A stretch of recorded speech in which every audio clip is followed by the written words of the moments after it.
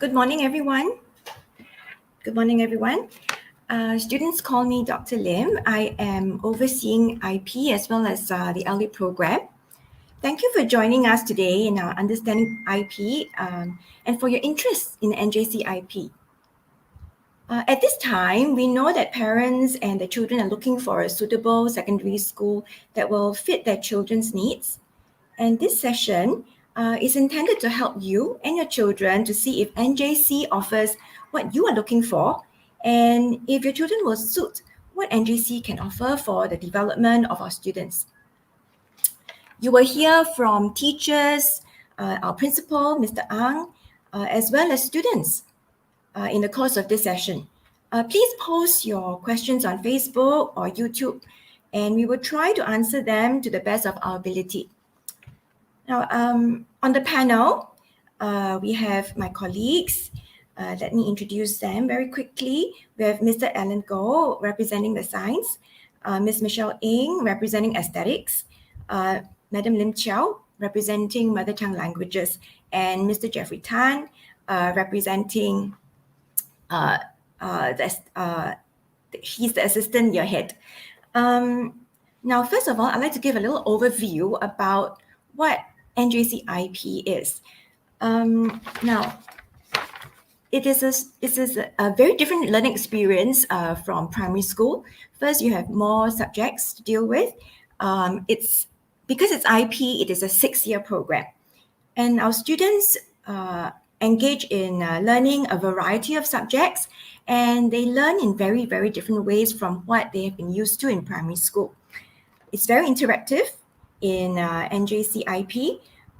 There are lots of projects that students engage in. We expect a lot of speaking up, engaging in verbal debates, presentations, and there are also various modes of assessment, which those children will experience if they join NJC. Altogether, it creates a very vibrant learning environment. We work closely with parents to help children get as much out of the NJC learning experience as possible. So what I think we will now do is that we will open up the floor to questions, and please post your questions on Facebook, YouTube.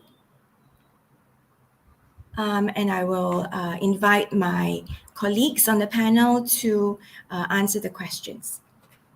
So over to you, parents.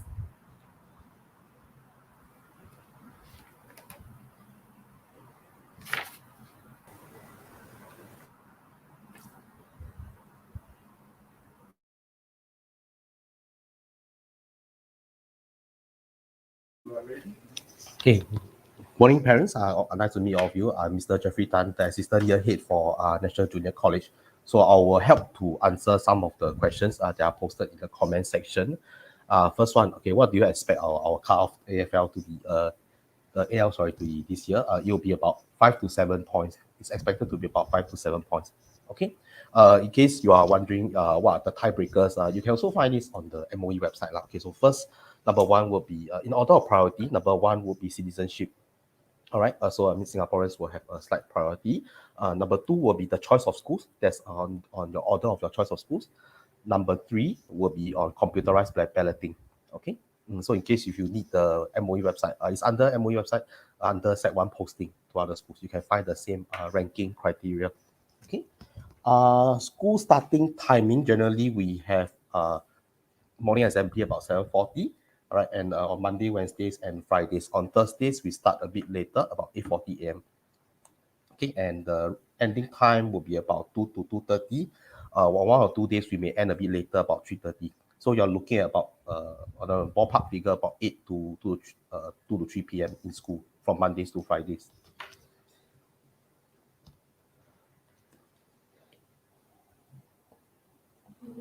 What's the next question? Oh, okay, so what happens during the boarding program? Okay, I think the next one I'll answer is about the boarding program. Okay, so boarding program, okay, is similar to every cohort from junior high 1 to junior high. We call them junior high 1, which represents secondary 1, to junior high 4, which represents secondary 4, they will board about 6 to 8 weeks. So for the junior high ones, the set 1 kids, we'll give them time to acclimatize to the school. The boarding term is usually in term 4 from about September to October period. So in the period of 6 to 8 weeks, your child, is similar to army, where they will actually check into the boarding school on Sunday night, and they will check out by Friday afternoon after their last lesson, where they can actually go back home to have a dinner with their family. So during the whole process, the boarding program starts about 6 to 8 p.m. Programs before COVID time, we actually had things like gardening, we had things like adventure programs, even ice skating. Yeah, there were even laser tag, there were sewing classes, home economic classes organized by the PAC. So these are actually meant to stretch your child in terms of not just the academic content, but also to give them more breadth. Okay. Okay, one of the question, okay, is it possible to share the size of cohort and mix of gender? Okay, the size of a cohort stabilizes around 200 every year. We have about 7 classes. The ratio of boys is to girls, it's about 1:3. We have generally have more girls than boys. Okay.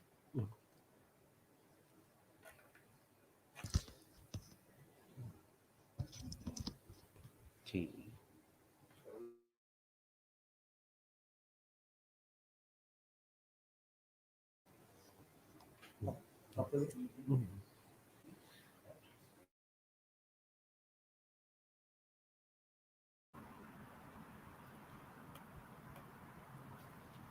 Hello again. What are some distinctive programs in NJC? Okay, I think you have perhaps heard about how science research is such a niche area, a key area in NJC. A lot of students enjoy what we introduce as research program in Set 2. In JH2, we call it Junior High 2. There is a small amount of research skills being introduced then. We set them up with fundamental skills and then train them up so that in time to come, they want to embark on more serious research on their own. They can do so in upper JH, upper secondary, as well as in the JC Lives. That's very much key. We also have our boarding program, which you heard a little bit about from Mr. Jeffrey Tan just now.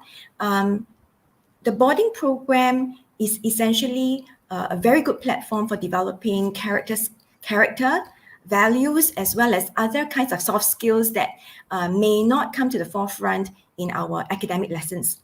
So, well, there's a lot of teamwork, there's a lot of living together in community spaces and all that. Now, because of COVID, we have not been able to run the stay overnight program, but we have day programs that help also to help to develop their resilience, their ability to work together, negotiate together, challenge each other, and be enterprising. So all these are various programs on the academic as well as the other soft skill, non-academic areas that we have. One other program that I think Ms. Tan Rosie, who I forgot to introduce, who's in charge of PE and CCA, she will be able to tell you a little bit more about CAFE, which is also a very special way in which we introduce the idea of CCA to our students. We want them to experience a broader spectrum of CCAs first before they commit themselves to one. So I'll leave this here so that my colleagues can give further details when more specific questions come up. Thank you.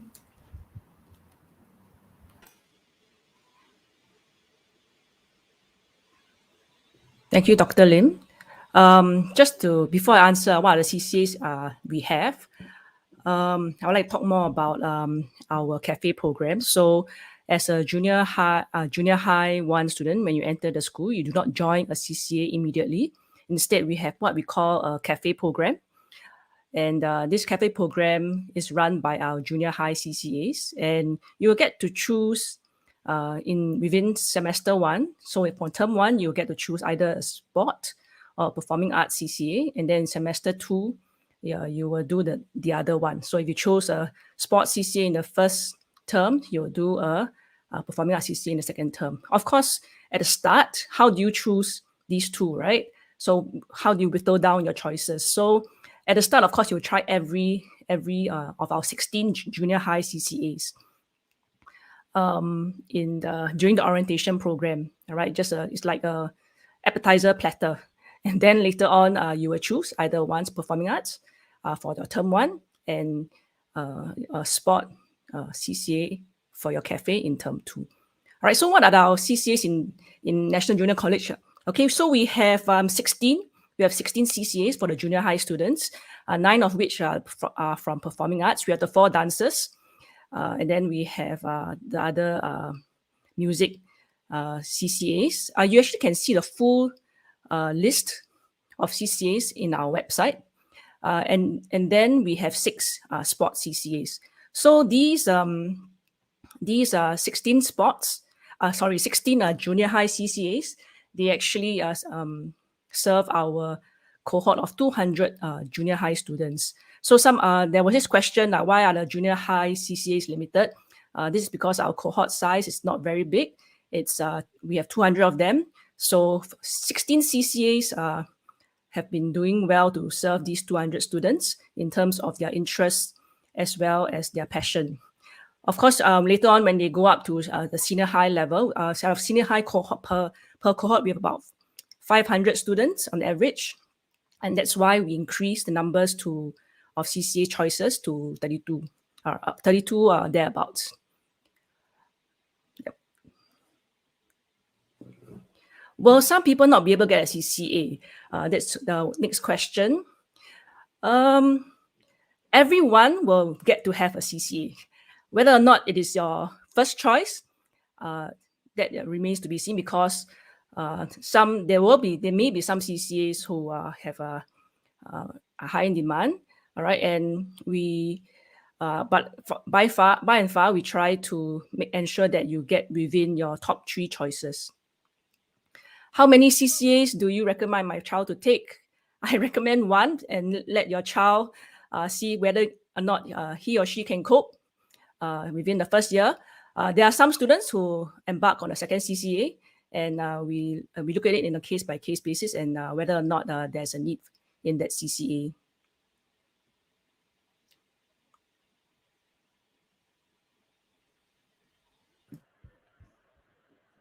Hi. So I'm answering the question about AEP. Okay, I'm HOD of Aesthetics, and for AEP, it stands for the Art Elective Program. It's actually a program that is a MOE program. It's a 4-year-long program. So your child actually gets to do AEP as an academic subject. So it's not just only art making, there's also like studies based on like artists' work. So there is the history aspect of the art. So apart from that as well, the final assessment for AEP, so if your child is in a 4-year program for AEP, at the end of 4 years, there is a exam just like any of the other subjects, including project work of sorts. And the assessment actually will let the teachers as well as your child know whether there is whether your child actually feels comfortable enough to want to take it at a higher level, which is H2 Art. So you take it at the junior college level. But for AEP, being an MOE 4-year program, a child that is enrolled in AEP does not have to take art in the JC section. So as for the aesthetics department, we also do offer other subjects, like for example, the music program.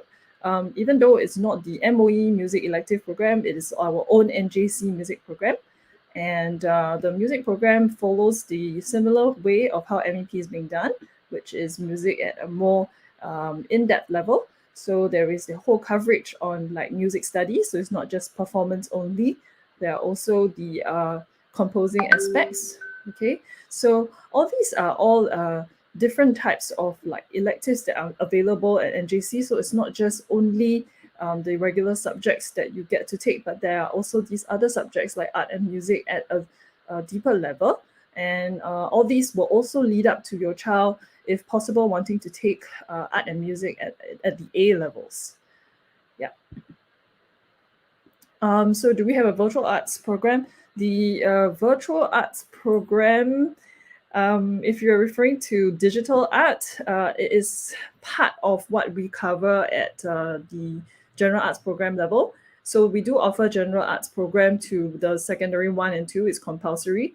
And in there might be components where you get to do a little bit of digital art. And so it's the same if you were to do AEP, but we don't have a virtual arts program specific just doing that, so to speak.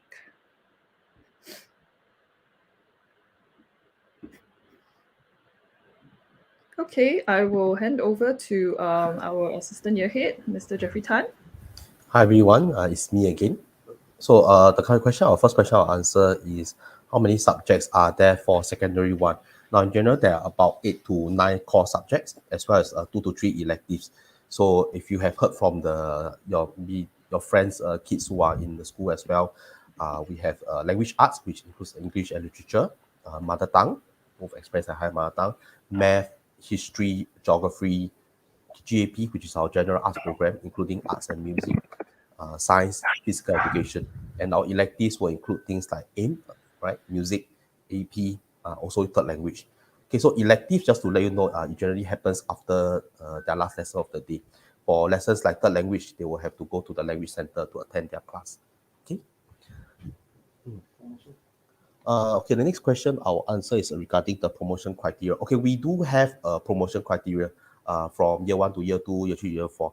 But most importantly, when the kids come into the college, we acknowledge that there is a big jump, right? So you have to also understand that there'll be a jump from the time when they were in PSLE taking 3 to 4 subjects to the time when now in secondary 1, where they'll be taking 8 to 9 subjects, including 2 electives, maybe even more.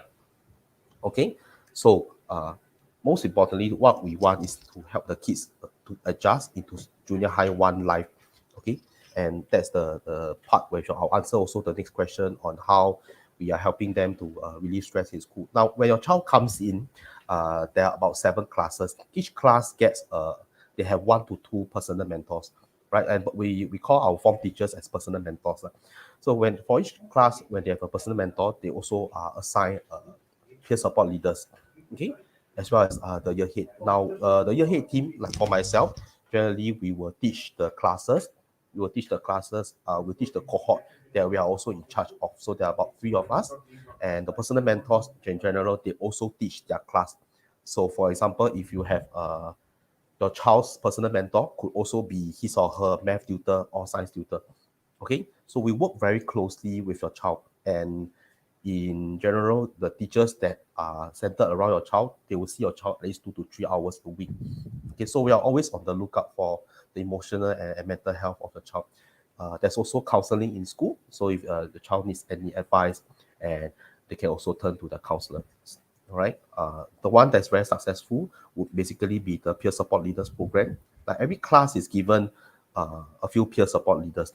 Now, as you know, as your child gets older, most of them they are more keen to turn to a direct senior whom they can closely relate to. Okay, so each class is given peer support leaders as well as orientation programs. So by the time they are 2 weeks into the school, they will have known quite a lot of seniors and teachers in the school. Okay, so this is how we are actually supporting all the students.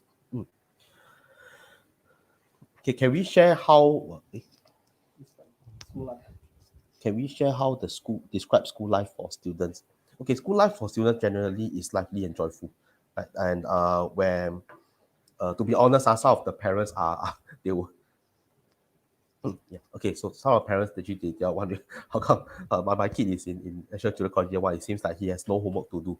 Okay, but the fact is we do have a very vibrant, and there will be a lot of group projects.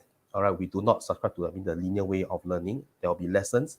Your child will be encouraged to talk, to speak out in class, to engage in discussions, right? Even to conduct Zoom meetings and to talk to his peers and present in front of the class. Right. So in a sense, there might be a bit of stress, like some of you say, but when we push the child out of the comfort zone, they will also be presenting, they will also be encouraged to speak up in front of the class, and that's how they grow and to prepare them for the real world outside. All right. Okay. So if you would like to stay tuned about 10:30, where our principal, Mr. Ang, he will also talk about the how student life is like, and together also the student panel afterwards at 11 o'clock. Okay. So all right. So now I hand over the time to Lin Qiao, level head mother tongue. Hello, I'm Lin Qiao from Mother Tongue Department. So I'll be answering questions regarding one of the question is, do you accept students with no higher Chinese? Yes, we have express Chinese class in every level, and also we have students taking Japanese or German foreign language in lieu of mother tongue, and some of our students are also exempted from taking mother tongue. Next question, will NJC take into account the kids' higher mother tongue scores? No, since NJC is not a SAP school, so the higher mother tongue achievement level is not considered as one of the tiebreaker in our school. Okay, for students take Hindi as mother tongue, as the mother tongue, they will go to weekend class. You can check the website of BTTSAL, Board of Testing and Teaching of South Asian Language. There will be list of weekend class that you can register your kids for. For students taking third language, does school support students by arranging transport there? Sorry, we don't arrange transport for students to travel to the MOE Language Center, but we will take into account of the travel time. So on the day of the third language, our class will end a bit earlier for them to travel to third language center. Yes, students can take the language, but they need to go to MOE Language Center to have the lessons. There's a question regarding bicultural scholarship program. It's not offered in NJC. It's only in some SAP schools. Yeah.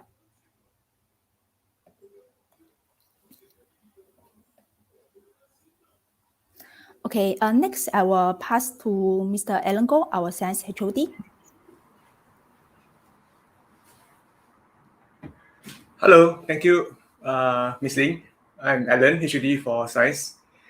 Okay, so there's this question about different science programs. What is the selection criteria? I think a belief that we have at NJC amongst all the teachers is the importance of helping the child recognize his or her interests, passions, strengths, and weaknesses. And to this end, there are a variety of programs in NJ, from what Ms. Tan, HODP, has said just now, both in the CC domain and in the academic domain also. Therefore, for selection criteria, like all schools, we must ensure that students have the necessary attitude towards the program or the discipline. So a certain level of academic ability is required. Now, the thing in NJ is this: we build the students up to hit this target if we know that the students are interested in a domain. For example, in research, which is our niche area, we can't expect students to come in to JH2, to secondary 2, to be proficient in the skills of doing research. They are just 15 years old students or 14 years old students. So through our program, we train them, we have very close mentorship with them, we build them up in the skills of research, and come JH3 or JH4, if the child is interested in doing research, we will have a teacher mentor and an external research mentor together to guide the child in doing research.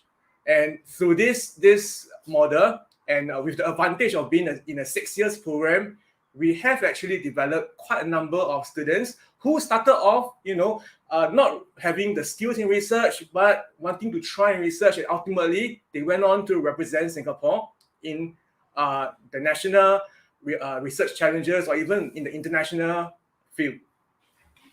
Now, moving on, there are some questions on DSA. So we do not admit students via science research or math in Secondary 1. However, we have DSA through STEAM. So what we are looking out for, like the true nature of what DSA stands for, we are looking out for students with the passion and the potential to do STEAM. So what's important to us is that the students are passionate and interested in the domain of STEAM. All right, for more information on this, please refer to our website on NJC. There's this last question on Math Olympiad. We do have Science and Math Olympiad programs in NJ. There are quite a number of competitions that our students can join if they want to. Like I say, these are just one of the many programs that we have. It's like a buffet, and we do not want students to choose everything. Like what I said just now, we build the students up, discover their interests, and then help them choose their pathways in NJC.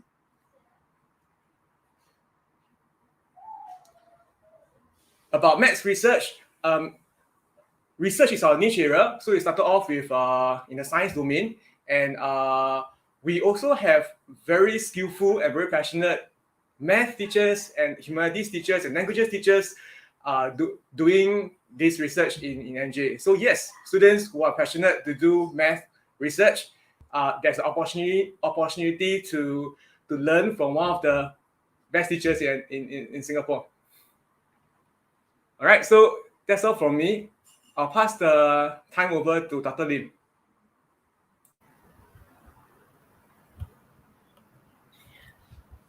Okay, hello again. Lots of questions about the difference between IP and O-level. I think you hear the same whichever IP talk you go to.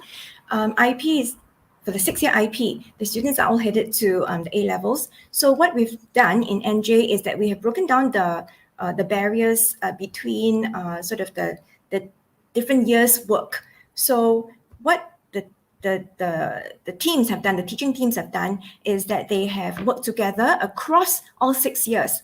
And all the learning materials are placed in the best possible position, whether it's JH1, 2, or 3, or 4. Some of the, Set 4 things may be learned in Set 3 if it makes more sense. And then some of the Set 4 things may be maybe a portion of it may be introduced in Set 2 so that there is gradual build-up of the depth of learning. So essentially what I'm trying to say is that you don't traditionally, in the traditional sense, have something like Set 1, learn Set 1 things, according to MOE program. The teachers have the autonomy as well as the insight, as well as the farsightedness to see where the children are headed, and therefore giving them a very streamlined learning program. There's a question on whether there's something special for GEP students. We have GEP students among us. They continue to be developed. And because our program itself, the core program is already enriched, so what we have for them will be extensions, just like how we offer extensions to the students who show aptitude in science, math, humanities, languages, aesthetics. There is opportunity for GP students to opt for as well as to be invited to such extension opportunities. There's a question about doing IP, what aptitude and attitude, right, will help children learn in our environment. Basically, we would like people joining our program to have the spirit of inquiry and to not feel afraid, to try and to be resilient, to be enterprising, to care for others. All those values that we stand for in NJC, we would like our students to eventually develop more of if they don't have so much of it to start with. But that's what we're looking for, the spirit of inquiry and the heart to care for others and the heart to learn. And there's a question on whether all our different programs will cause distraction from studies. These are our studies. We believe in holistic education, meaning, even the way they learn. We have programs that help to develop their ability to learn in different ways. So we have learn-to-learn programs, self-mastery programs that will support the actual academic learning. So do they take notes? When they watch a little movie clip, what do they do as they're learning? So all these will be learning experiences that teachers put in place and will guide the students through, so that everything that they do will develop them in some way or other. So I'll just stop here and pass the time over to my next colleague, Ms. Tan. Hi, everyone, again. There are a few more questions about CCA, so I'll answer them here. There was one question about our DSA, actually two, in fact, for our DSA exercise, in particular with regard to dance as well as choir, so the performing arts.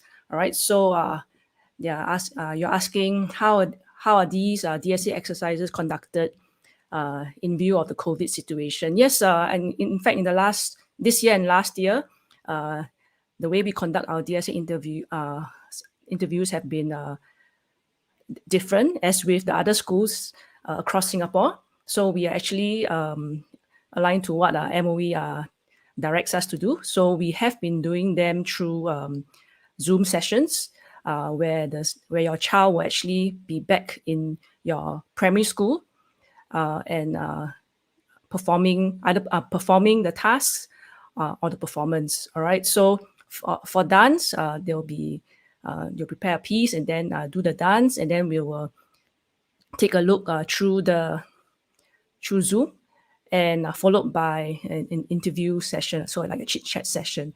In particular, they were asking whether there's any need to provide any formal recording. So for different CCAs, they are different, but majority of us do not require a recording submission. It's just like any other performing arts CCA. We will do a live or Zoom audition for those who are shortlisted. So in particular for choir, let's say for choir, we are looking for students with be able to sing with expression, be able to be sensitive, musically sensitive, and things like that. There's another question. Does CCA and NJC need selection tests?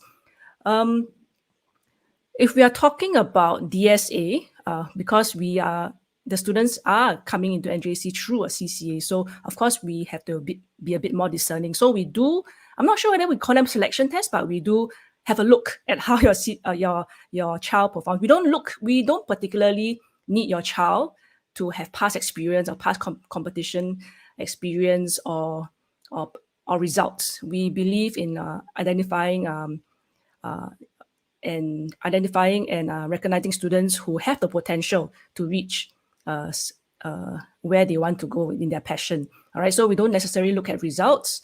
We don't ask for it. We see whether your child is able to perform and have the psychomotor skills or the appreciation for the CCA skills in question. All right, but when you come in but if you do not DSA into NJC, and if the child is coming in through the exercise, then there won't be not so much a selection test, but a tryout session. We call it a tryout session, where your child will see whether they are a good fit, they have a talent in that area. They will get to try the 16 CCAs very quickly within the orientation, and then they can choose which CCA they would like to explore more of. And so you can see our selection or your child's selection process is not just like within orientation itself, but actually spreads out through the whole of semester one. So we hope this way your child will be able to make a more informed choice with regard to CCA. And I think in the last one I will touch on, if under DSA, do you still use the AL 5 to 7 still as a cutoff point? No, that we do not look at that. Well, your child just needs to meet the criteria for express stream, which is AL20. I think I'll hand over the time now back to Dr. Lim. Okay, hello again. There are a couple of questions, just time for just a few last questions. What is the promotion criteria from Sec 4, which is our JH4, Junior High 4 to JC1? Okay, we expect all students to proceed, to JC1. What happens if the child falls behind academically? So as long as the child passes everything, right, they should go to JC1. If they don't, okay, on a case-by-case basis, and the child falls behind, we will see where the child will best learn, okay, what he needs to do to prepare himself for JC1.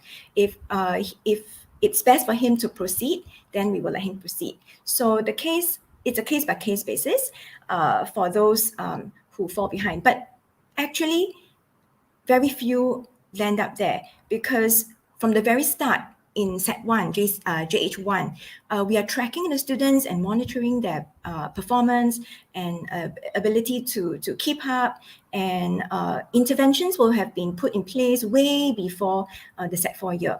So I would want to assure students that teachers are always on the lookout to enrich as well as to help those who need more support from the very, very start in all subjects. There is no such thing as O-level track in NJ. So like I said, we expect all students to be able to move gently to the JC. And the school leaders are very much in the picture to give advice and support to parents as well as students who find difficulty. There's a question about streaming.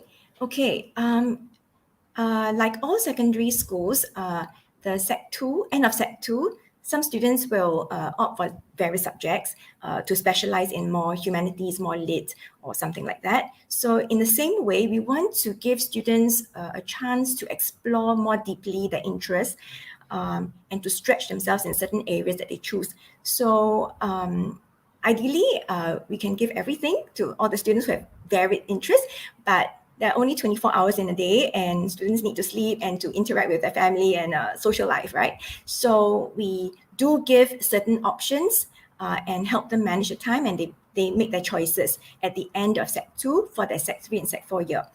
Again, at the end of Sec 4, like all other schools in JC, people make the choice again to where they would like to go for the JC years. So I think this is what we have time for. There are many more questions and we appreciate. Please keep them coming in. We want to help you make your informed choice. You can continue to post your questions on our Facebook as well as YouTube platforms. And also please do interact with Mr. Ang coming on soon, and our students. You may find some of the answers you're looking for there as well. Okay, so I will just say goodbye from all of us in the teaching team here, and we'll take a little short break before Mr. Ang comes back on.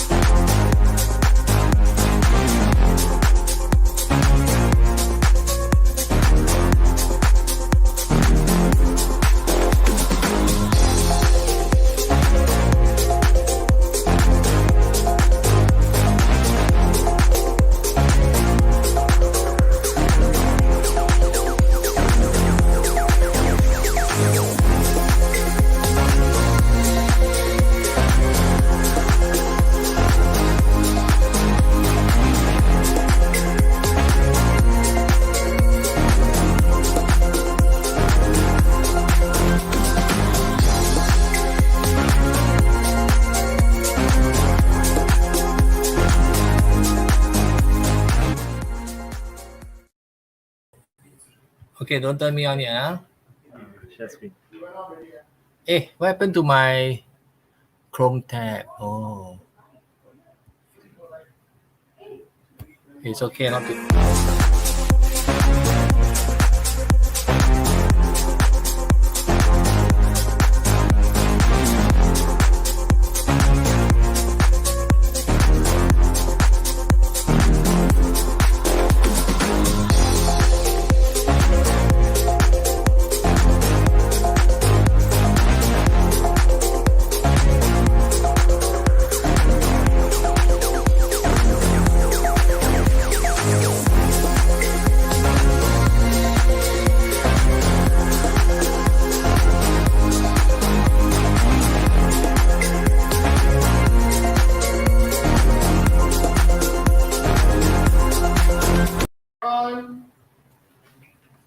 Hello, everyone.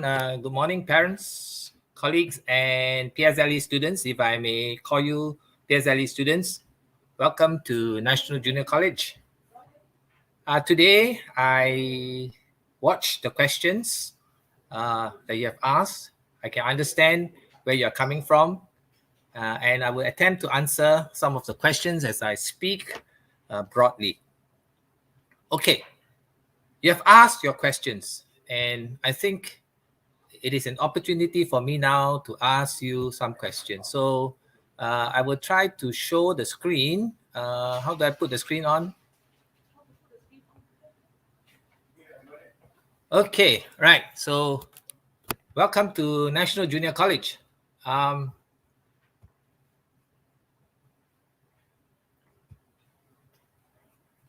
We have already asked some of you, what do you wish for your child? And I think it's very important, right, for every one of us to know what we wish for our children.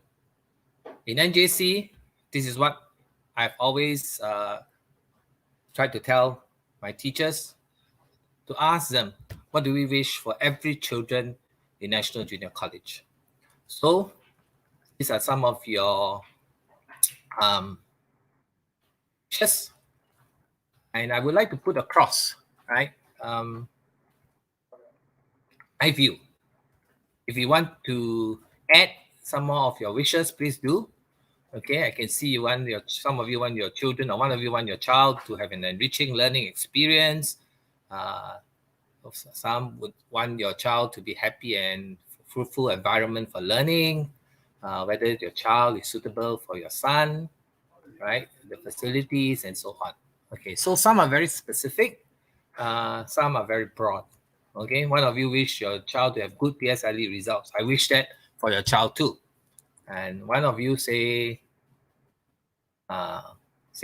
that you wish your child to find fulfillment. Okay, right. I think these are parents' wishes, and I think they're important because what you wish for your child will determine how you relate to your child, what you say to your child, and what you would do for your child. Okay, so, right, some of you have answered this question too. Have you ever compared your child with someone else's child? Now, I ask these questions for a variety of reasons, because as a school and as a school leader and as a principal of a school, I have to have a set of values so that you can understand what we stand for, why are we doing certain things, and how your child will thrive in the school of choice. Let me also say that all schools in Singapore, right, will do the best for your children. So what is very important is to ensure that your child finds the right fit and your child will be able to thrive, as I said earlier, in the school of choice. And I'm sure this is a wish that you would like to have for your children. Okay? I'm not going to comment on whether you compare your child with someone else's child. What I'm trying to say to you, and I want to say this, is that my personal belief is that as much as possible, don't compare your child, because Our belief here is that every child is unique. Each has his or her strengths, and each and everyone will always have a progression towards becoming a good or a better person. Okay, this is our belief. Or at least this is my belief, that every child is unique, every child will have their talents, and every child will be able to progress as long as they display, you can see a word there, resilience. Right. So what do we wish for your child? At least this is my wish for your child, right? I wish for your child that when he or she goes through 6 years in NJC, your child will be able to add value to his or her life, or her or his life. Normally we say his or her, but I prefer her or his, right? And also to the lives of others. And so remember, if you were to choose NJC as the school of choice for your children, my personal belief and the belief of my colleagues is that we want your child to add value to your child's life and to the lives of others. This is, to us, fundamental and very critical. And what does adding value to one's life mean? And what does adding value to the lives of others mean? It means simply that when your child comes to National Junior College, right, we design a curriculum. You have heard my colleagues talk about various aspects of the curriculum, so that the child can learn, can grow, and therefore add value to his or her or his life. Right? So when we talk about this, it is an aspiration which has to be translated to reality. And the reality is how we design the curriculum, number one. The reality is how we interact with your child. And the reality is how we believe in your children. And when one of my colleagues says that we don't have an O-level track, we want all our students to go through NJC all 6 years. As long as your child put in the effort to want to learn, we will help your child. My personal belief, and I have said this many times, right, is that every child can learn. There will always be distractions in their life, and this responsibility of ours and of parents is to help the child work through the challenges and to reduce the distractions. Okay, so think through this very carefully. If you were to choose NJC as your choice, as I said, I want to give you a very broad overview. I want to give you what we stand for and what we want to do for your children. And the specifics, as I said earlier, is through how we design the curriculum, how we interact with your children, how we relate to your children, how we relate to you as parents. Right? Ultimately, what is very important for every single one of us, right, is what I believe is our school motto: service with honor. To serve oneself with honor and to serve others with honor. I've said many times that this motto must be the guiding light for all our students. Whoever you are, it does not matter which primary school you come from. What matters ultimately is 6 years down the road, because your children will be with us for 6 years, is that they have imbibed this very important, I would say, proposition and motto: to serve yourself with honor and to serve others with honor. So service with honor is similar to adding value to our own lives and to the lives of others. Okay, the next question I have, very, very important, is the school your choice or your child's choice? Okay, because I always believe that every child must have a voice must be able to articulate what they would wish for themselves. And between your child and you, when the PSLE results are released and you have received the results, the most important thing that you would tell your child, and I want to advise you on that, is not to say, how come you did so badly? Okay. The most important thing is, with your results, what would be your school of choice? I say this again. When the results are released, don't say, how come your results are so bad? Say, with your results, what is your school of choice? That is important because it allows your child to talk and to articulate what he or she wishes. I always believe that at the end of the day, right, your child must have that voice in order for your child to grow. And this is something that in NJC we also believe in. Like, we believe in the voice of our students. We will listen to them. We will find out what drives them, what motivates them, what demotivates them, and we want to find out how we can do better for your child. So here, we take an approach whereby we continue to learn about your children, to continue to figure out how we can do better for your children. And I'm very confident all my colleagues are doing that. Okay?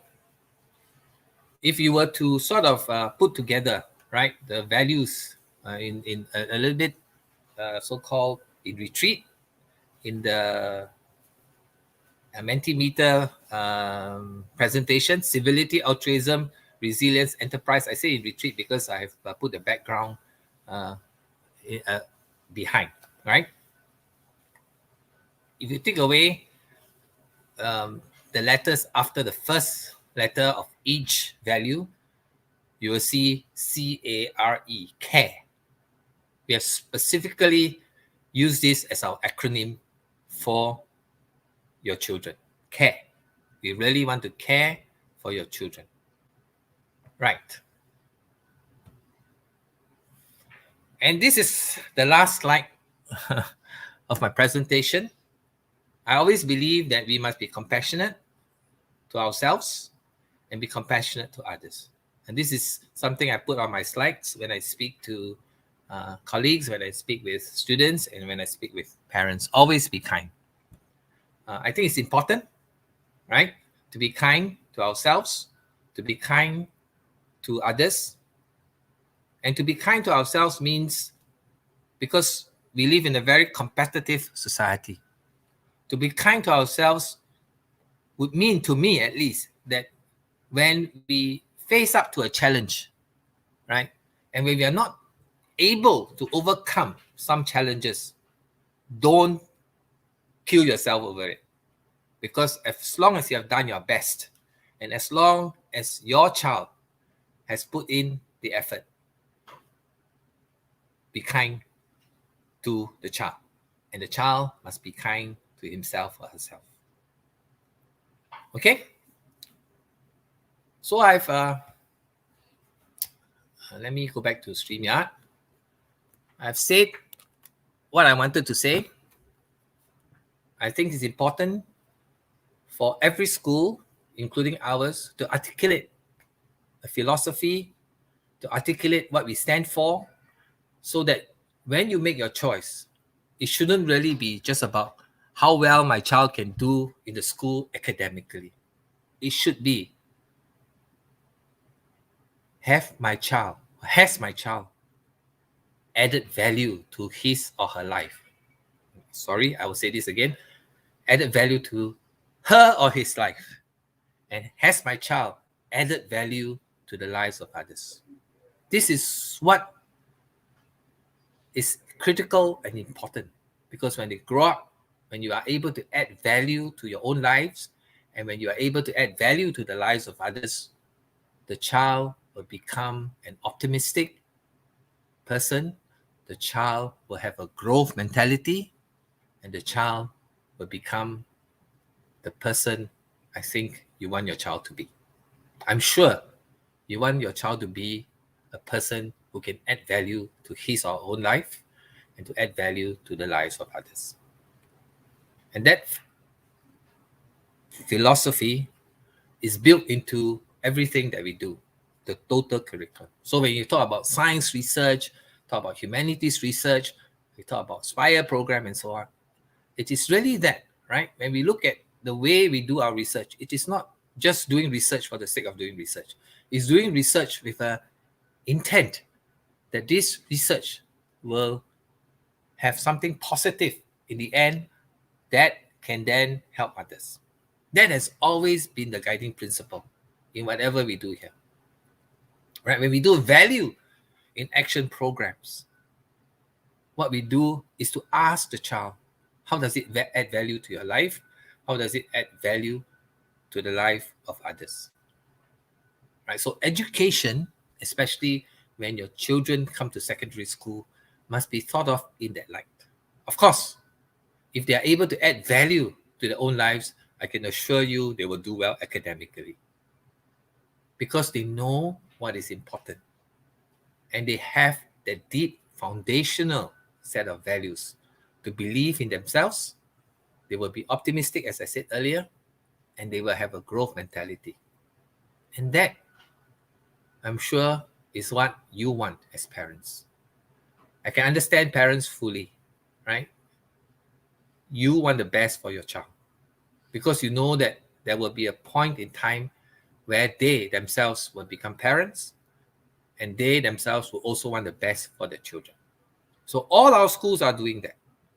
It depends on how we therefore articulate what we stand for. So my role as principal is to articulate what we stand for here. Right? So you have any other questions? If there are very specific questions, you can ask them. We will answer as best as we can. If you have very broad questions regarding, as what I've said earlier, what you wish for your child, you can also ask them. All right, so thank you very much and have a good day.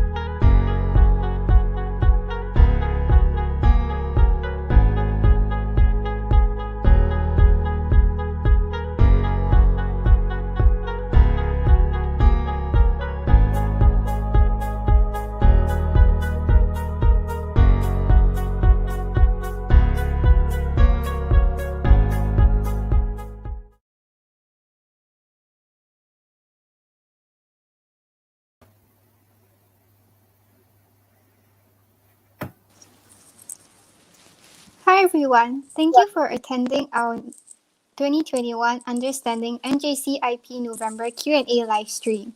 I'm Nicole Wong from GH2 and I will be your moderator for today. For this session, P6s and parents, you may start typing your questions into the chat. I will now be inviting our panelists to introduce themselves and answer your questions.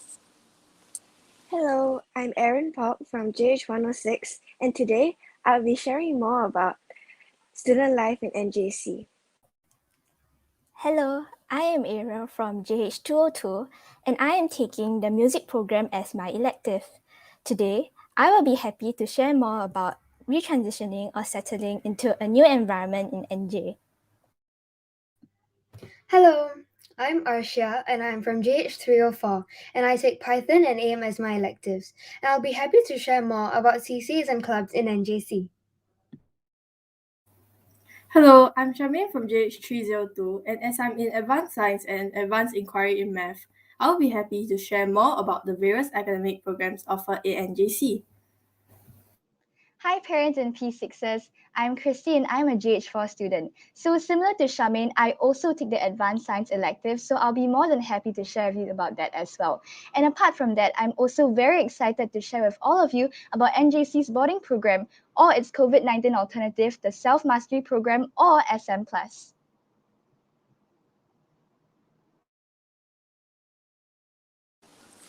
Thank you. Now we'll be answering as many questions as we can.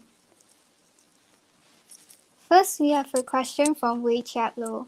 Is the boarding program compulsory? Christy, would you like to answer this question? Yeah, sure. Thank you so much for your question. So yes, the boarding program is compulsory unless there are any exceptional circumstances such as medical conditions. And it's compulsory because the boarding program is very, very important in enhancing our school life as it really teaches us a lot of different skills that we need such as independence, and also it allows us to bond with our classmates outside of lesson time. So personally, I was also quite scared about this boarding program being compulsory at first because I was really scared that I would be homesick. But really, after I experienced the boarding programs such as like the games we spend with our friends and also study prep and also the encouraging teachers there, I felt much more safe and secure. And not to worry because I also got to call my parents every night, so it wasn't too bad. So I really enjoyed the boarding program and I'm sure that your child will enjoy boarding as well once the boarding program resumes. Thank you for your question. Thank you, Christy, for your response. Next, we'll be moving on to a question by Hui Hoon. What time does the typical school day start and end? Erin, would you like to answer this question? Yeah, sure. Thank you for your question. So typical school day for me as a JH1, which is essentially secondary one, will usually start at 7:40 from Monday to Friday except Thursdays, and on Thursdays our school day starts at 8:40.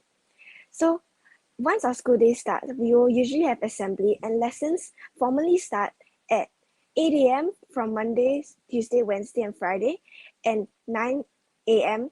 for Thursdays. And usually for the lower JH, we will have lessons until 2 p.m. or around 2 p.m. and then we can usually have a break, and after the break we usually have CCAs which will most of the time end at 6 p.m. There will definitely be some variations from here depending on your CCA, but this is for generally. Thank you for your question. Thank you, Erin, for your response. Next, we have a question by Fan Kang. Is any one of you admitted through DSA and how do you cope with the academics? Ariel, would you like to answer this question? Hello, thank you for your question. So yes, I admitted into NJC via DSA Music, and I feel that the academics and the workload in NJC is quite manageable. So how I cope with the academics is firstly, during lessons, I make sure to pay attention in class. and ask questions whenever I have doubts. So the teachers in NJC are really patient and understanding and do not like condemn any question we ask. Another way how I cope with the academics in NJC is that when I feel that in some areas I am not so confident in and I am struggling in, I go for consolidation or consultation sessions with the teachers. So the teachers in NJC also are very caring and are willing to take time out of the schedule to attend consultations or on consolidation sessions with us. So I feel that these consultations and consolidation lessons really help me get a better understanding of the content covered in the subject and really help me clarify some doubts and resolve some difficulties I face with my academics. So yes, that is how I cope with the academics in NJC. I think that the NJC workload academics is quite manageable and the teachers are there to help us every step of the way. Thank you. I hope this answers your question.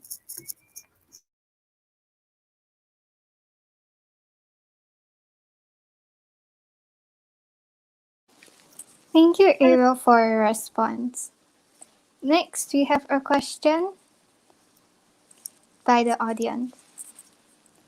Is there a DSA math domain?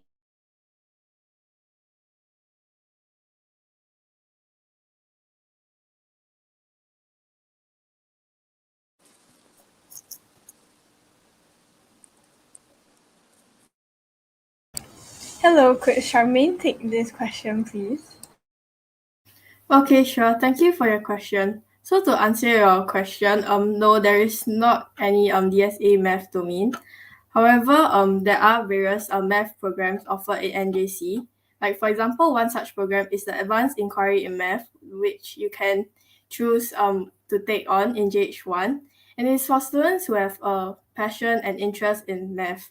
So during this Advanced Inquiry in Math, we'll be able to learn further about math topics that are not usually covered in normal school curriculum. So to sum up, no, there is not any domain for math for DSA. Thank you. Sorry, I would like to add on to Charmaine's answer, but if students have an interest in maths or technology, engineering, aesthetics, or science, and if they have a good foundation on it, they can DSA into STEAM, which stands for Science, Technology, Engineering, Aesthetics, and Mathematics. And they would be required to be engaged in and to lead STEAM-based activities for 4 years in junior high, or from Sec 1 to Sec 4. There are also, other than a DSA for the maths domains, there are also a few electives that the students can join if they're interested, such as the Advanced Inquiry in Maths or Python. I am in both of those electives, and we in Advanced Inquiry in Maths or AIM, we learn a lot more about maths, and we understand things that are not usually taught in our curriculum. And this is for students who have a strong interest in mathematics and would like to pursue it more or learn more topics that are not usually taught to us. And there's also Python, where we learn how to code. And for both electives, we are required to have a strong foundation in maths, and also we would need good feedback on our attitudes to learning from our teachers. And you also need to be interested in both of them. Thank you. Thank you, Charmaine and Aisha, for your responses. Next, we have a question. Can I check how's the food in the NJC canteen? Erin, would you like to answer this question? Yeah, for sure. Thank you for your question. So the food in NJC canteen is there's a wide range of food in NJC canteen, and in the canteen there's roughly 12 stalls, if I'm not wrong, and the options here include the Indian food, Malay food, Chinese food, and even Western food and Japanese food. So for me, a personal favorite is the Yong Tau Fu stall, which allows us to pick different ingredients and of our choice and make it into a dish. But besides that, there are also other drink stalls that you can satisfy your thirst, and also snack stalls in case you're not so hungry. So NGC has a lot of options. So in this case, if you want a main meal, you can get some, and also if you just want a snack, it's also available. Thank you for your question.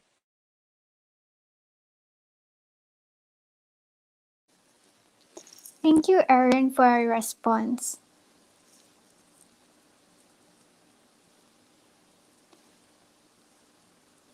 Next, we have a question.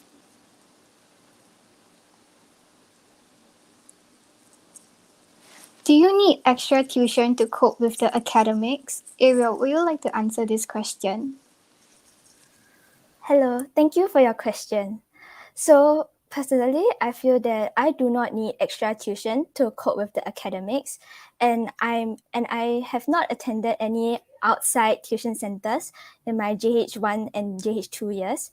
Reason being this because I feel that the teachers in NJC are enough to help me clarify my doubts on the subjects I face difficulties in, and they also give lots of materials for us to help us prepare for our year-end examinations, where they give us like past year revision questions and topical questions for us to revise our content. The teachers also upload lesson materials onto Google Classroom, which is a Google app that we use for us to refer to the academic content covered in class.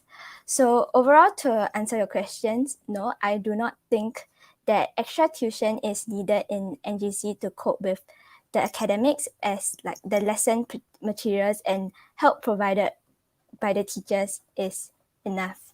Thank you.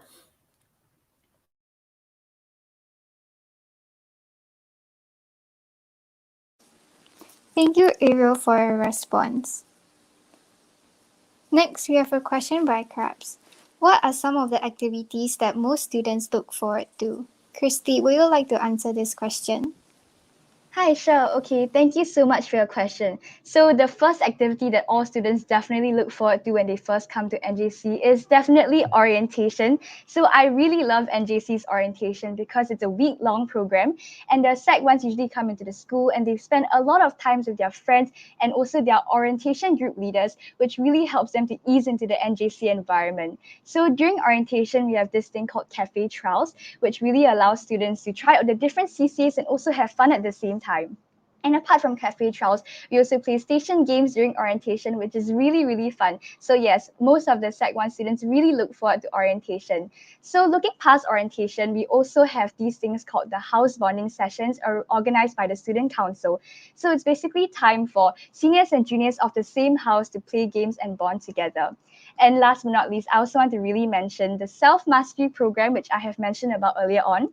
So the self-mastery program is actually the alternative program to boarding right now because of the pandemic. So in the self-mastery program, we learn a lot of different things and also self-mastery skills such as how to regulate our emotions. And apart from learning self-mastery skills, we also get to have a lot of time to bond with our friends, because usually during lessons, we don't really get to interact with our classmates that much, but because of the SM Plus program, we get to play games with them. So I remember there was this one time during the SM Plus program, we had this opportunity to play team building activities. So our school actually invited an external vendor to teach us activities such as rugby, hip hop dance, K-pop dance, and dodgeball. So I personally played rugby, and it was so amazing getting to play sports with everyone. And we also get to do enrichment activities during SM Plus, such as having to watch science and technology movies as part of our LA curriculum, and also learning about the history of mathematics. So these are some activities that students usually look forward to in light of the COVID-19 situation. But before the pandemic happened, there's actually a lot of many fun activities as well, such as road run and track meet. Thank you so much for your question.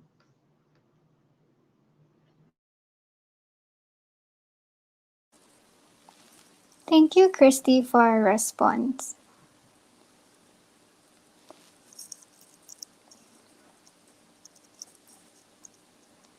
Next, we have a question. How long is the training for sports CCA?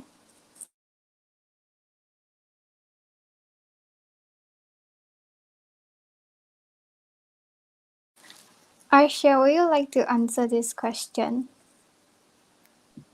Sure, and thank you for the question. I think the different sports CCAs would have a different durations for trainings. I would say that basketball and canoeing are the one of the more intense and longer training sessions, as they do tend to last until 6 to 7 p.m. in the evening. But this is because they do start later on at around 3 or 4, and this is to allow students to have adequate rest at home and to allow them to finish their work while waiting for their CCAs to start. Other CCAs do other sport CCAs like squash would end earlier on in the day, as they last for up to a few hours until around 4 p.m. in the afternoon. I'm in squash, and for me, training sessions are 1 day per week, and they usually are from 2:30 to 3:30, or from 2:30 to 4 o'clock. But students can also stay back to if they want to play, or to if they want to train more. There are also regarding the types of CCAs there are 15 CCAs that are available to the GH students. For sports CCAs, there are basketball, canoeing, shooting, softball, squash, and track and field. For performing arts, there's Chinese orchestra, Guzheng ensemble, Chinese dance, Western dance, Indian dance, Malay dance, choir, guitar ensemble, string orchestra, and symphonic band. There are also 25 extra CCAs that are offered to the senior high students that the junior high students can take as their second CCA if they are interested in them. Those are the different kinds of CCAs there are, and students would have a chance to try out a small part of each of the 15 CCAs that are offered to the GH levels. This is during orientation for CAFE, that stands for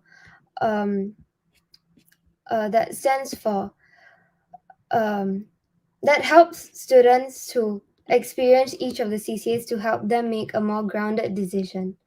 So overall, there are around 15 CCAs that are offered to the GH students, and 25 extra CCAs that students are able to take up as their second CCA. And training sessions for sports CCAs would be around 3 or 4 hours. And yeah, that's it. Thank you for the question.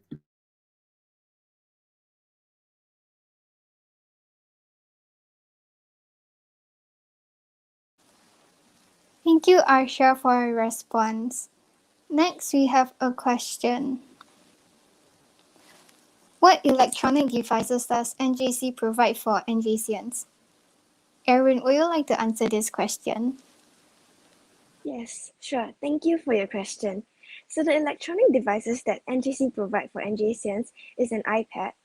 For GH1s, we'll roughly receive our iPad mid-year, and if I'm not wrong, these iPads are paid for using EduSave.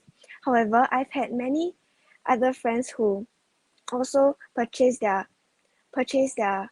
iPads externally and not from the school.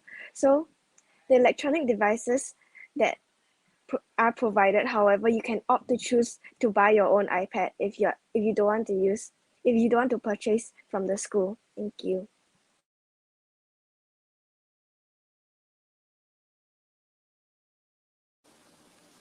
Thank you, Erin, for your response.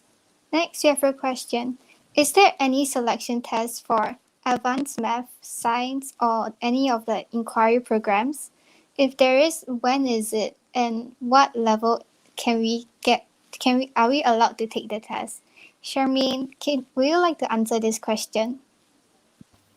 Okay, sure. Thank you for your question. So to answer your question, there are selection tests for some electives, for example, the GH1 Advanced Inquiry in Math, and also for Advanced Language Arts, which is elective that is offered in GH3. So for advanced inquiry in math, the selection test will usually be around the start of the year in JH1, while for advanced language arts, it will be after YAs in JH2. So however, even though there are selection tests, the student will also need to have a lot of passion and also a strong performance for that subject, besides passing the selection test. This is because the electives are usually taken for at least 2 years, and so the students need to have like genuine interest in the electives, so that he or she will be able to cope with the subject as well. Thank you.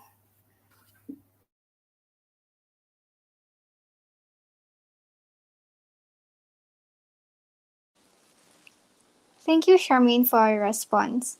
Next, we have a question. When are the students allowed to use their handphones? Christy, would you like to answer this question? Yeah, sure. Thank you so much for your question. So actually, students are allowed to bring their phones to school every day.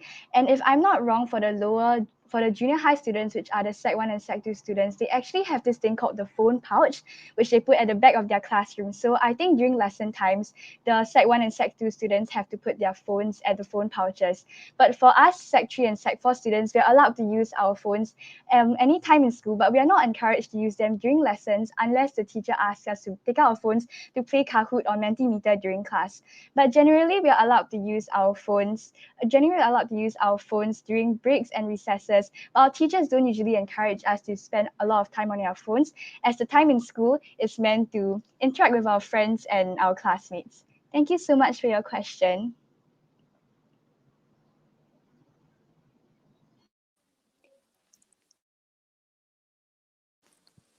Thank you, Christy, for your response. Unfortunately, this is all the questions we can answer. So we have come to the end of this Q&A session. We hope that we managed to clarify some of your doubts. And if you still have any more questions, you can join the next panel at 11:30, and they'll be more than happy to address your questions. Thank you and have a great weekend.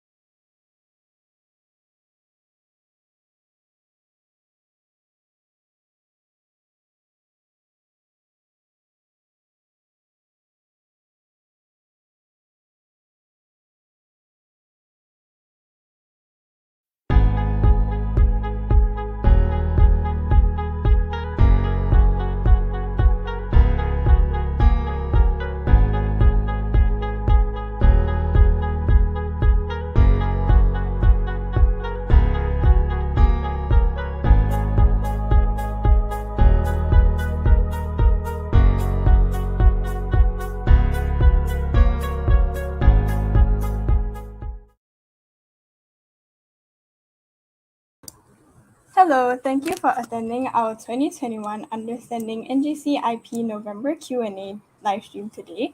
I am Jin Yi from JH206, and I am in music program as well as student council. I will be your moderator for this session. Now, allow the panelists to introduce themselves. Hello everyone, I'm Mabel Xia from JH104. My elective is the Advanced Inquiry in Mathematics program, and I'll be more than happy to answer any of your questions regarding your child's transition in.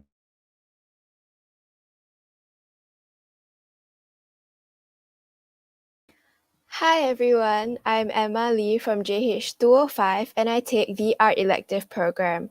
I will be answering questions pertaining to student life and school environment. Hi everyone, I'm Angela from JH304 and I take the Men and Ideas elective and I'm in the Student Council. I will gladly answer any questions regarding clubs and CCAs. Hello everyone, I'm Rusin from JH302. I take the Advanced Science elective and I'll be happy to share with you more about the academic programs offered in NJC. Hi parents and P6s, I'm Jovan Liu from JH401. I take Advanced Language Arts as an elective, which is essentially literature. I'll be happy to answer any of your questions regarding NJ's boarding program or its COVID alternative, the Self Mastery Program or SM Plus for short. Thank you, panelists. Now we will try to answer as many questions as we have. So the first question is from Li Jiang, and they asked, can my child not participate in the college's enhanced boarding program? Jovan, could you answer this question, please? Yeah, sure, no problem. So first of all, thank you very much for this question. So the short answer to this is that unfortunately, the boarding program is compulsory unless your child has any special circumstances. So for example, a medical condition. So for whatever reason, if your child is unwilling to, board in school, I'm here to tell you that I really strongly do recommend that your child take up this opportunity to board. I think that it is a wonderful program with many, many different activities available. So for example, some activities include class bonding games, home economics, sewing classes, recreational activities such as learning a new instrument. So an example of this would be my JH2 boarding, where we got to learn how to play the angklong, which is an Indonesian musical instrument. And there are so many other activities available. And not only that, the boarding program also develops us holistically. So for example, it teaches us how to be independent, how to be diligent as well, having to manage our own chores, manage our time well and all that. So I think that the boarding program is an excellent program. It is very, very fun. And I do highly encourage that your child, has an open mind and gives this boarding program a try. Give this program a try. Yeah, so I do hope this answers your question. Thank you. Thank you so much, Jovan. The next question we will be answering is from Sheng Ern, and they asked, what are the school rules regarding handphones? Mabel, could you take this question, please? Sure, thank you for the question. So during lessons, we are not allowed to use our handphones unless there is something urgent or our teachers tell us to take it out for like games or quizzes on Kahoot and Mentimeter. And then, yeah, that's about it. Thank you. Thank you, Mabel. The next question we have is from Vivian, and they ask, what do you do in shooting CCA? Emma, since you take shooting CCA, would you like to answer this question? Thank you. I will be answering this question. Yes, I would. In shooting CCA, as the name says, we do practice shooting with air pistol and air rifle.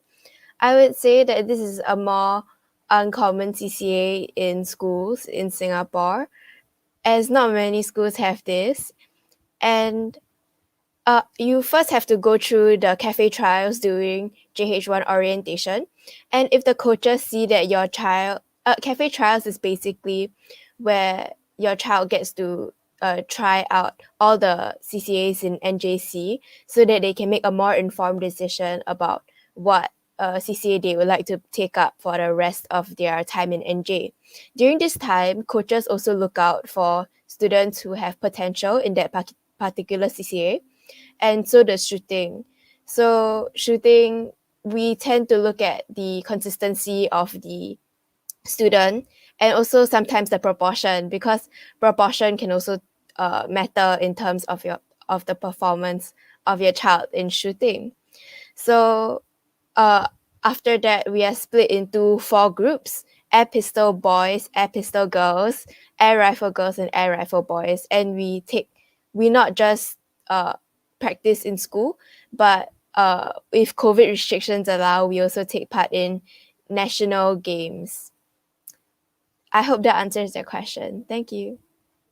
Thank you so much, Emma. The next question we have is about men and ideas. So Angela, since you take men and ideas, could you answer what is men and ideas all about? Sure, thank you for the question. So Men and Ideas is an elective offered in JH3 and JH4, which is Sec 3 and Sec 4, and it carries on from the subject thinking that is provided to students in Year 1 and Year 2.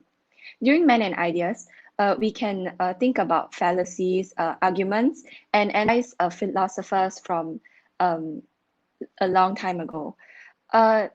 During Men and Ideas, it's a big part of it is discussion and actively sharing your ideas. So should your child take up Men and Ideas, your child will get the opportunity to speak up in a small group, because Men and Ideas is a small class, and share what they think about certain ideas and certain arguments. Thank you. Thank you, Angela. The next question will be about class size and class arrangements. So, Yusin, could you answer the questions regarding how classes are arranged and the class sizes? Yep, sure. Thank you for your question. So generally for a cohort, there'll be about 200 students, and class arrangements are made such that your level will be the first. So classes are normally named in such a way that it's a level and then your class number. So for example, there's in JH1, each class will be called 1O something. So for example, I'm JH101, and then 102, 103, and so forth. So there's generally about 7 classes in each class, and in each class there'll be about 27 to 30 students. So NJ keeps their class sizes small so that the mentors can focus on the students more holistically and allow for class discussions to go on. Generally for class arrangement, when students first enter school, they'll be allocated to class at random. So do not worry about not being able to mingle with friends from maybe if they are DSA or by different PSLE scores. So they'll be all allocated by random. And then at the JH3 level, students will be allocated to class based on their subject combination. So for example, if a student takes on double science and maybe geography, then they will be split into one class. And maybe if they take on specific electives such as advanced science, they will be grouped into one class. So that's generally the class arrangements in NJ. I hope that answers your question. Thank you. Thank you, Yusin. The next question we have is from Janet, and they asked, what are some unique developmental opportunities that NJ provides? Jovan, could you take this question?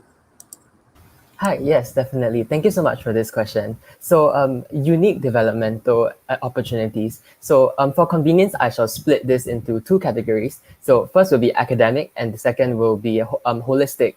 So in terms of academic opportunities, NJ offers multiple opportunities.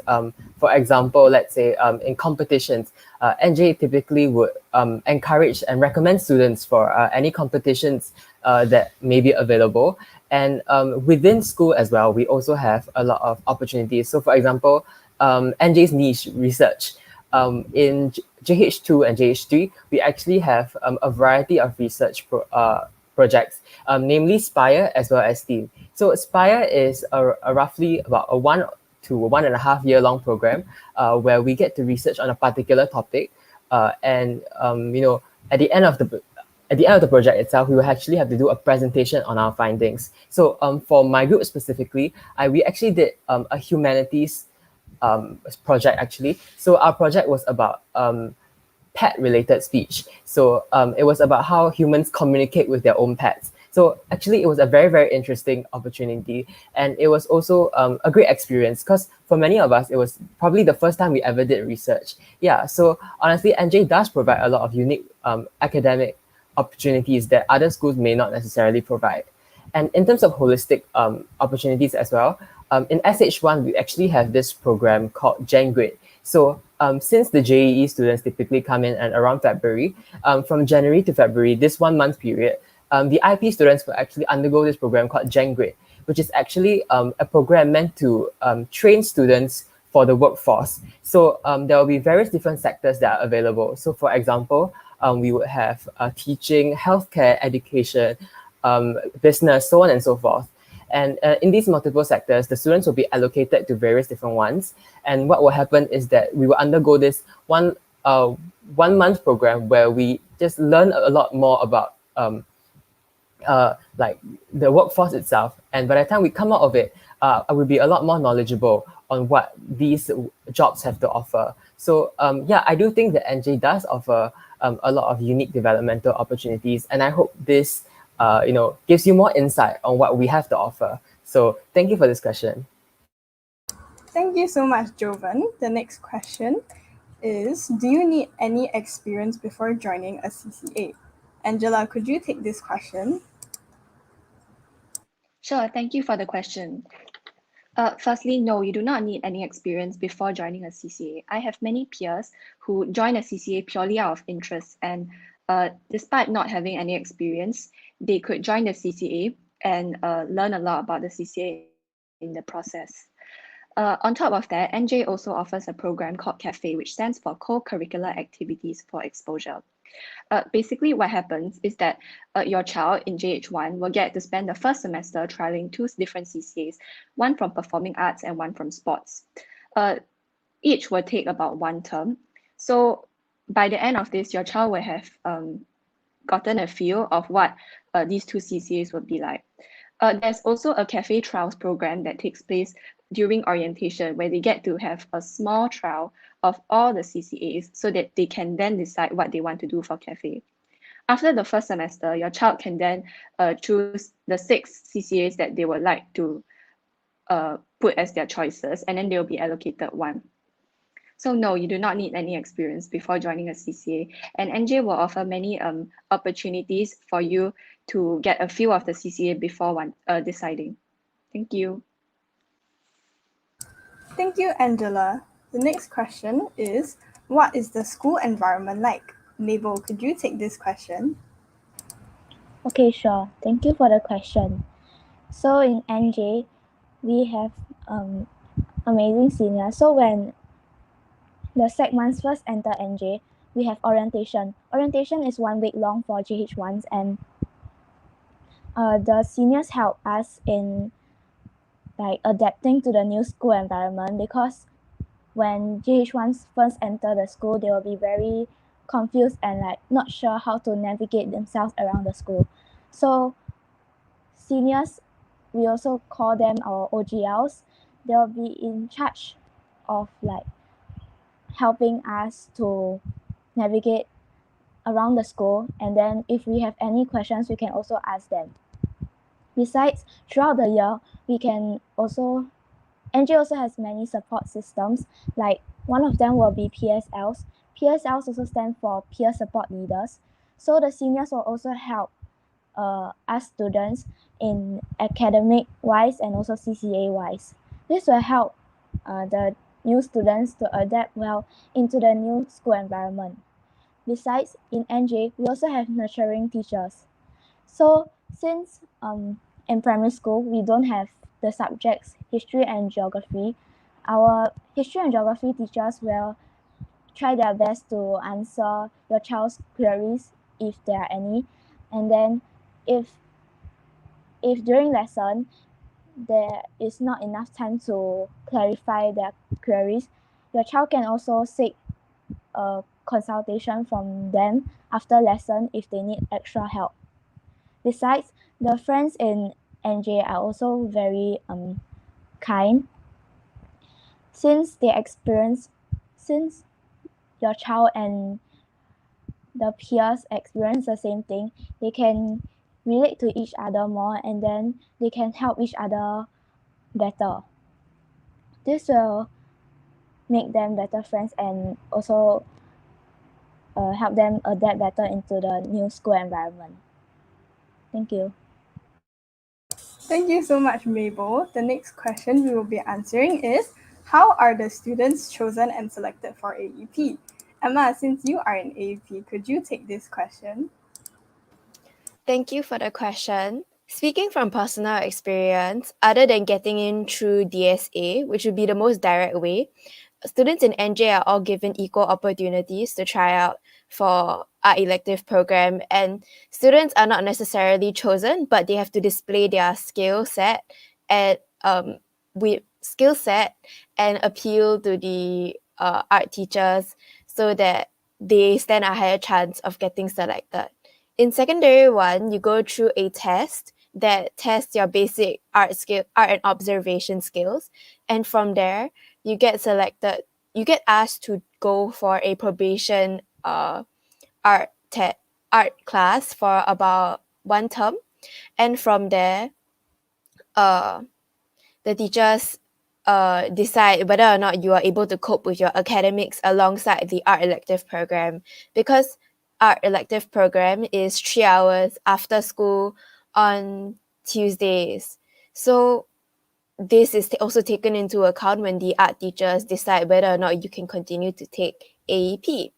There's also another opportunity given in secondary 2 where the art teachers give students cohort-wide another chance to try out for AEP. So they get to sit in on a trial lesson with some art students, and they go through the basic agenda that we have in a lesson, which is talking about theory and then moving on to self-exploration and self-expression. So it is through this one session that the teachers also look again and see whether or not you are fit to join, and whether or not they will give you the offer of joining art elective program for your secondary 3 and secondary 4 subject combination. I hope that answers your question. Thank you.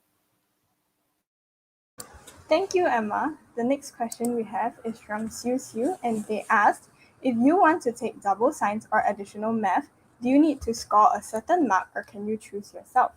Yu-Sing, could you take this question? Yep, sure. Thank you for your question. So to answer your question, generally to take on double science or additional math, you just have to pass our module in JH2 for mathematics and integrated science. So at a JH2 level, the 3 science disciplines, namely biology, chemistry, and physics, are all integrated into one single module called integrated science for our JH1 and JH2 students. So while choosing the subject combination for JH3, they'll just have to pass the integrated science module. Generally, a majority of the students in NJ would choose to take triple science. Double science would mostly apply for students who take on extra electives or cannot really cope with the previous integrated science module.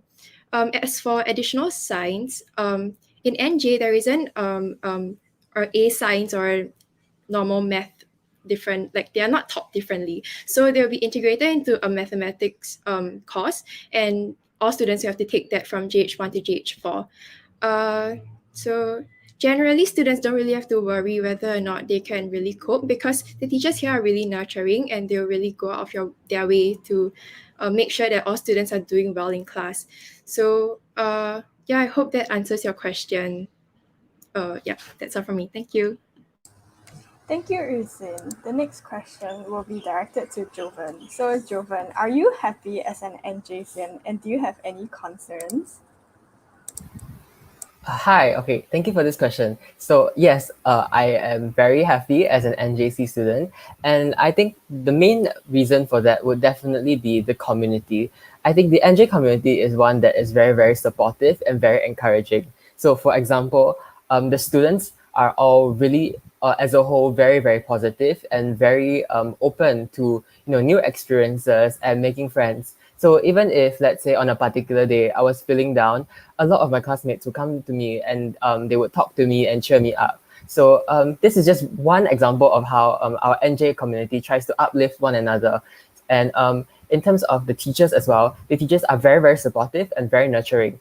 They would, if they, for example, if let's say you are struggling, they would, look out for you and offer you additional support through, for example, consultations and such.